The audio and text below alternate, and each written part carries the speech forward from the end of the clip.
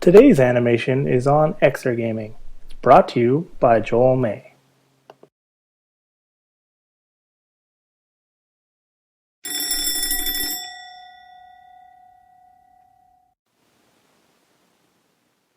Did you know obesity is a major issue in Canada?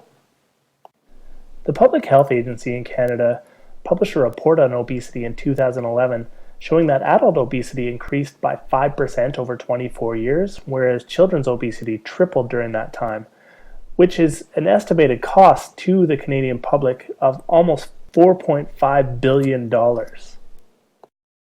There are many possible causes for obesity. It could be the lack of nutrition in people's diet, the increased fast food, but one of the major causes or suggested causes is sedentary behavior that is prominent in today's lifestyles.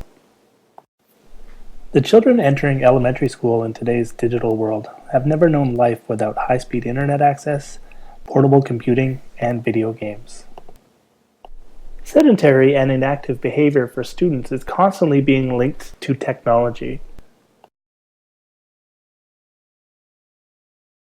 Inactivity for these children could be dependent on these technologies, especially video games.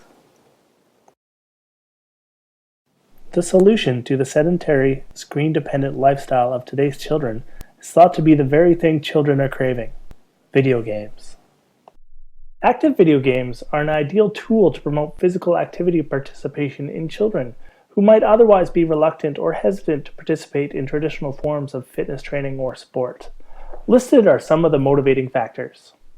Active video games, or Exergames, are not a new concept. In the late 1980s, Nintendo attempted to make games more physically active with the introduction of the Power Glove and the Power Pad. Nintendo's attempt was deemed a failure, leaving players' interactions with the video games unchanged until 1998, when the Konami Corporation introduced DDR, or Dance Dance Revolution. For those unfamiliar with DDR, players stand on a dance platform or stage and hit colored arrows laid out in a cross with their feet to music and visual cues, and then are judged upon how they react to these cues and follow the rhythm, and then progress to harder and more difficult songs. With the overall success of Dance Dance Revolution, gaming giants took notice.